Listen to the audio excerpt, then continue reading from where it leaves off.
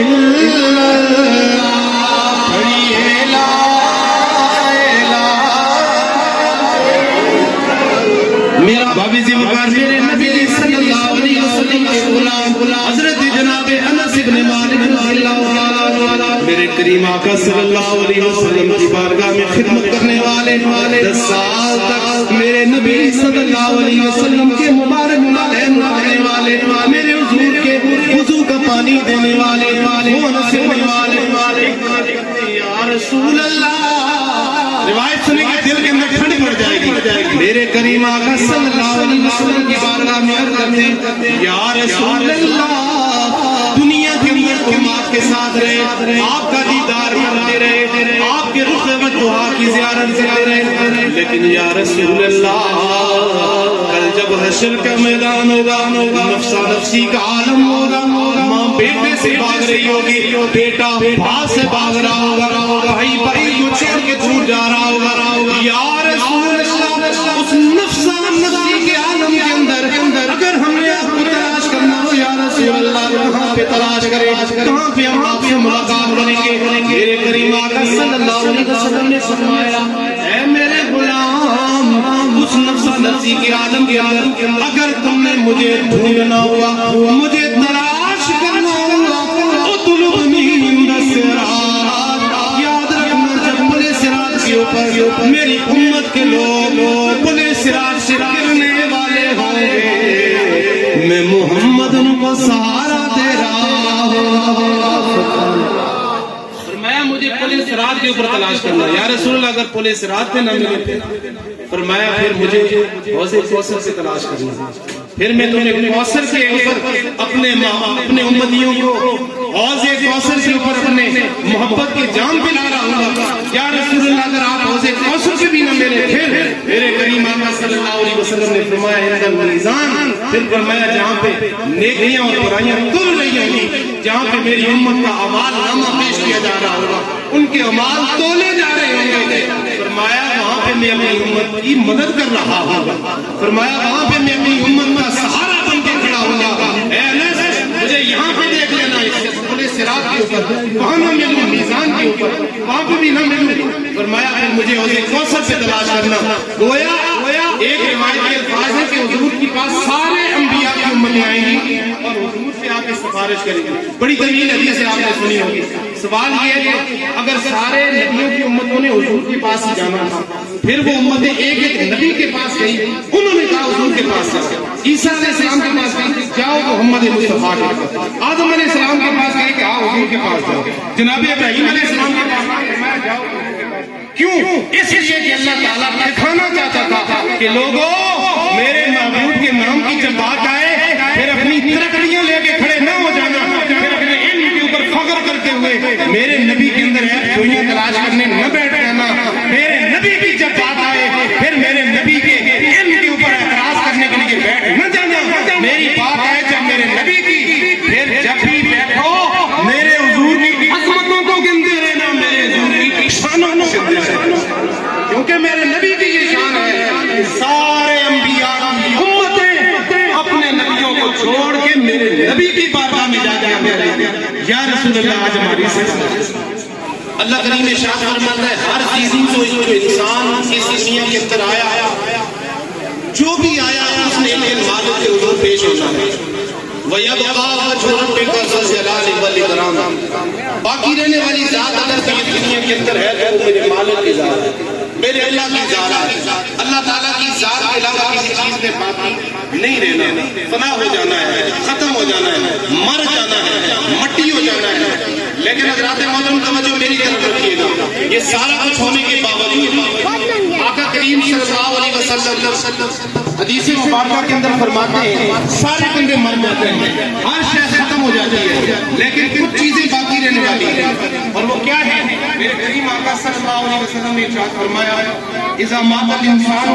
انقطع عمله الا من ثلاثه اشیاء، مطلب اس لیے پڑھا کسی کے ذہن کے اندر بھی بات نہ رہ جائے۔ سنن ابی داؤد حدیث نمبر 2880، صحیح مسلم کتاب الوصایا سنن نسائی حدیث نمبر 3681 میرے قریب نبی صلی اللہ علیہ وسلم ارشاد فرماتے ہیں، فرمایا بندہ مر جاتا ہے تین چیزیں اس کی ختم نہیں ہوتی، تین چیزیں اس کی باقی رہتی ہیں۔ فرمایا صدقہ جاریہ ختم نہیں ہوتا، جس سے نفع اٹھایا جائے وہ ختم نہیں ہوتا، وہ اولاد جو وہ پیچھے چھوڑ کے آیا تھا اور وہ اولاد اس کے لیے صبح و شام رب کی بارگاہ میں دعائیں مانگتی ہیں، وہ دعا اس کی کبھی ختم نہیں ہوتی، وہ دعا کبھی ختم نہیں ہوتی جو اولاد اس کے لیے مانگتی ہے۔ آج اس فتنوں کے دور کے اندر اختلافات کے بازار کے اندر طرح طرح کی آپ کو پروپیگنڈے نظر آئیں گے، حدیث کچھ کہہ رہی ہے اور کچھ لوگ فتنہ پھیلانے کے لیے ایک سلف صالحین اور صحابہ کرام کے اجماع کو وہ کوئی اور رنگ دینے کی کوشش کریں گے، لیکن میرے کریم آقا صلی اللہ علیہ وسلم نے فرمایا لوگوں جب انسان مر گیا قبر کے اندر چلا گیا تمہاری نظروں میں وہ مر جاتا ہے، رب تعالیٰ کی نظروں میں وہ بندہ مرتا نہیں ہے، اس کی صرف روح اس کے جسم سے نکلتی ہے۔ اور امام رازی نے لکھا ہے آپ فرماتے ہیں بندہ مرتا نہیں ہے بلکہ ایک جان سے دوسرے جان کے اندر منتقل مرتا نہیں ہے۔ بزرگوں اگر مر جاتے ہیں تو مجھے یہ بتاؤ، ہم نے اپنے علماء کرام سے سنا ہے کہ قبر کے اندر بندہ جیسے ہی جاتا ہے ابھی اس کے اہل و عیال وہیں پہ کھڑے ہوتے ہیں، اس کے لیے کفن کا انتظام کرنے کے بعد مٹی ڈالتے ہیں، اس کے بعد کیا ہوتا ہے مٹی ڈالنے کے بعد لوگ واپس آ جاتے ہیں۔ اگلی بات ذرا سنیے میرے حضور نے کیا فرمایا، کریم آقا صلی اللہ علیہ وسلم فرماتے ہیں انس بن مالک عن النبی صلی اللہ علیہ وسلم العبد اذا وضع في قبره وتولى وذهب اصحابه حتى انه تجسم وطلع عن حاله مقام ملكان۔ حدیث نمبر بخاری صحیح البخاری باب المیت حدیث نمبر 1336۔ فرمایا بندہ مرتا ہے، مرنے کے بعد قبر کے اندر رکھا جاتا ہے، اس کے میت مٹی ڈال کے کریم آقا صلی اللہ علیہ وسلم نے ارشاد فرمایا اس بندے کی آپ سماعت کا عالم ذرا ملاحظہ کیجیے، اس کی سماعت کا عالم یہ ہے لوگ ابھی وہیں پہ کھڑے ہوتے ہیں، واپس آنے کے لیے واپس آ رہے ہوتے ہیں، حضور نے فرمایا وہ میت ان کے پاؤں کے جو چل ہوا ہے ابھی ختم نہیں ہوا، مر کے مٹی نہیں ہوا، بلکہ فرمایا کہ ابھی وہ قبر کے اندر جاتا ہے، اگلا اس کا ایک اور ہونے لگا۔ بتا دنیا کے اندر تو نے 40 سال 50 سال 60 سال گزارے، یہ بتا مر کا تیرا رب کون ہے، پھر بتا ماں دینوں کا تیرا دین کیا ہے، ماں کم کا تکون فی اگے آزاد رجل، یہ بتا دنیا کے اندر اس کائنات کے والی تم بنے خضرہ کے مکین کے بارے میں دنیا میں کیا کہا کرتا تھا، دنیا میں کیا کہا کرتا تھا۔ ایک سوال ضروری آتا ہوگا، یہ بتائیں یہ قبر میں بندہ گیا اس سے سوال کیے جا رہے ہیں، یہ سوال مردہ سے کیے جاتے ہیں یا زندہ سے کیے جاتے ہیں؟ سوال مردہ سے ہوتے ہیں یا زندہ سے ہوتے ہیں؟ اچھا بندہ مر گیا، مرنے کے بعد کفن دفن اس کو خوشبوئیں لگائی جا رہی ہیں، اس کو غسل دیا جا رہا ہے، اور پھر میرے رب فرماتا ہے میرے بندے کو ایک چار بندے چولی کی طرح اٹھاؤ۔ یہ بتاؤ یہ جو لباس بنایا جاتا ہے یہ لباس مردوں کے لیے زندوں کے لیے، خوشبوئیں مردوں کے لیے زندوں کے لیے، غسل کا انتظام و انسلام زندوں کے لیے یا مردوں کے لیے ہے؟ اس سے ثابت ہوا کہ بندہ مرتا نہیں ہے بلکہ وہ تو قبر کے اندر اپنے نبی کے سامنے جانے کے لیے، وہاں پہ اٹھ کے کھڑے ہونے کے لیے، نبی صلی اللہ علیہ وسلم کا استقبال کرنے کے لیے اس کو تیار کرایا جاتا ہے کہ بندے قبر کے اندر جائے گا تو اس سے تیرا سوال پیشہ کیا جائے گا تیرے نبی کے بارے میں، وہ جن کے اوپر ساری زندگی درود پڑھتا رہا، وہ جن کے نام کے ساری زندگی نعرے مارتا رہا، وہ ساری زندگی جن کے نام پہ محفل میلاد کرتا رہا، وہ نام جن کے نام کے اوپر ساری زندگی تصویر پڑھتا رہا، وہ بندے جو تیار کیا جا رہا ہے کل قبر میں جا کے فرشتے تجھ سے پوچھیں تو تو ہاتھ چکا کے کہے کہ یہ تو میرے تاجدار ہیں جن کے لیے میں نے ساری زندگی جن کے لیے میں نے ساری زندگی درود پڑھا ہے. اب آپ جی حدیث میں پڑھ رہا تھا کہ فرمایا انسان مر جاتا ہے 3 اعمال ختم نہیں ہوتے, صدقہ جاریہ ختم نہیں ہوتا. دوسری بات, اس کے لیے اولاد ہو, اولاد دعا کرنے والی ہو, وہ دعا اولاد کی جب تک چلتی رہے, والدین کے لیے وہ صدقہ جاریہ بنتی رہتی. اور اس کے بعد فرمایا علم, انسان کو نفع دینے والا علم کو کبھی ختم نہیں ہوتا. یہ 3 باتیں ہمیں ملتی ہیں. اس کے بعد اگر کوئی بندہ یہ کہے کہ جی یہ میت کے لیے جو ایصال ثواب کیا جاتا ہے تو کوئی فائدہ نہیں, یہ تو کافروں اور مشرکوں کا طریقہ ہے. یہ جو قرآن پاک پڑھا جاتا ہے, پڑھایا جاتا ہے, صلاۃ کے اندر قرآن ہی پڑھتے ہیں, اس کے علاوہ حدیث پڑھتے ہیں, اس کے علاوہ تو کرتے کچھ نہیں. نبی صلی اللہ علیہ وسلم کی ذات پر درود و سلام پڑھتے ہیں, اس کے علاوہ تو ہم کچھ کرتے نہیں. اس کے اوپر بھی اگر کوئی بندہ یہ اعتراض کرے گا کہ نہیں یہ ثواب نہیں پہنچتا, یہ تو ایسے ہی شاہ بخار کے اندر ٹائم ضائع کرنے والی بات ہے, پیسے ضائع کرنے والی بات ہے, تو میں پھر ان سے یہ سوال کروں گا, یہ بتاؤ کہ میت کو کون سی چیز پہنچی ہے؟ اگر میت کو قرآن نہیں پڑھا, اگر میت کو دعا نہیں پہنچی, اگر میت کے لیے ہماری دعائیں نہیں پہنچی, میں یہ بتاؤ میرے نبی صلی اللہ علیہ وسلم جو اپنے مرحومین صحابہ کرام کے لیے دعائیں مانگا کرتے تھے, کیوں مانگا کرتے تھے؟ لمبا چوڑا اختلاف نہیں, لمبی چوڑی بحث نہیں, نہ میں اختلاف کا قائل ہوں. ہم محبت کرنے والے لوگ ہیں, غصے سے قلبی رکھنے والے, کھلے دل والے لوگ ہیں, لیکن اختلافات کا بازار اگر گرم ہوگا, مسائل خراب ہوں گے. یہ پرامن علاقہ ہے اور یہ سارے جتنے بھی لوگ یہاں پہ بیٹھے ہیں ایک قوم ایک ذات کے لوگ بیٹھے ہیں, یہاں پہ کوئی کسی کا اختلاف نہیں بنتا. خدا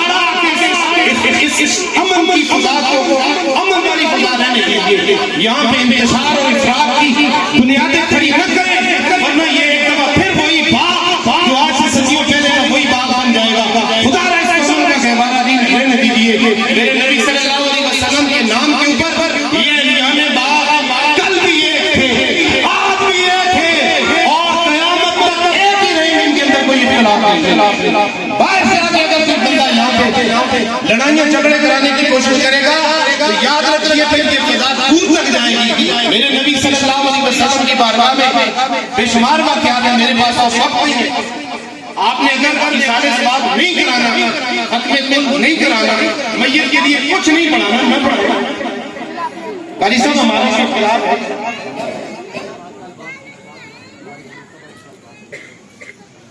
ہمارا کسی سے کوئی اختلاف نہیں ہے. بندہ مانتا ہے, ہمارے تو یہ طریقہ ہے بھائی دعا کریں, اس کے لیے قرآن پڑھیں, فاتحہ پڑھیں, درود پڑھیں, اس کے نام کا, اس کے اوپر قرآن پاک پڑھیں, بچوں سے قرآن پڑھائیں. ہمارا تو یہ عقیدہ ہے کہ ثواب پہنچتا ہے. بھائی جن کا یہ بات نہیں مانتے, تسلیم نہیں کرتے, ان سے ہمارا کوئی اختلاف نہیں. وہ اپنا جنازہ پڑھائیں, نہ درود نہ فاتحہ نہ دعا کچھ بھی نہ کریں, جا کے دفن کر دیں, اس کے بعد ساری زندگی کے لیے کچھ نہ پڑھیں, ہمیں کوئی اختلاف نہیں. لیکن جو پڑھنے والے ہیں, جو ایصال ثواب کرنے والے ہیں, جو یہ محفل انعقاد کرنے والے ہیں, ایک کالے چاچا جو پیسے کسی کو مانگتے تھے, اپنے جیب سے لگائے, کسی سے ادھار مانگے, قرضہ مانگا, اپنے جیب سے جب وہ خرچہ اپنے میت کی ایصال ثواب کے لیے کرتے, پھر کسی کو عذاب کیا ہے, پھر کسی کو مسئلہ کیا ہے, کسی کو پریشانی کیا ہے, جب وہ اپنے جیب سے یہ سارا کچھ کر رہے ہیں, کسی سے دیتے نہیں ہیں, ان کے اوپر پھر اعتراض کرنے کا کیا مقصد ہے؟ اگر ثواب نہیں ہوگا, اللہ کے نبی صلی اللہ علیہ وسلم نے بندے کی قبر کے پاس سے گزرے,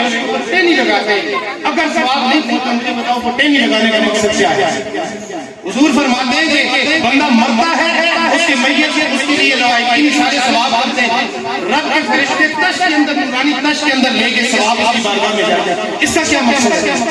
اور اگر یہ سارا کچھ کافروں اور مشرکین کا طریقہ ہے, یہ پچھلے دنوں کا واقعہ ہے, 5-6 دن پہلے عالمی مبلغ اسلام مولانا طارق جمیل صاحب انتہائی قابل عزت ہیں, قابل احترام ہیں, ان کے بیٹے کا انتقال ہوا. دعا کریں اللہ تعالیٰ نے مغفرت فرمائے. ان کا انتقال ہوا, انہوں نے جنازے ختم ہوا, وہیں پہ اعلان کیا میرے بیٹے کا کون جمعرات والے دن. سنیے یہ ویڈیو کس نے نہیں سنی. پھر فرماتے تھے میڈیا کے اوپر آ کے انہوں نے باقاعدہ اعلان کیا میرے بیٹے کا جو ختم کل ہے وہ جمعرات والے دن. ہمارا کوئی اختلاف نہیں, ہم صرف اتنا پوچھنا چاہتے ہیں اگر یہ ایصال ثواب کی محفلیں یہ سنی کریں, یہ محبت کرنے والے لوگ کریں تو وہ کافروں کا طریقہ, اور اگر مولانا صاحب ہوئے تو وہ کس کا طریقہ ہے؟ وہ کس کا طریقہ ہے؟ اس کا مطلب یہ ہوا کہ یہ جائز ہے،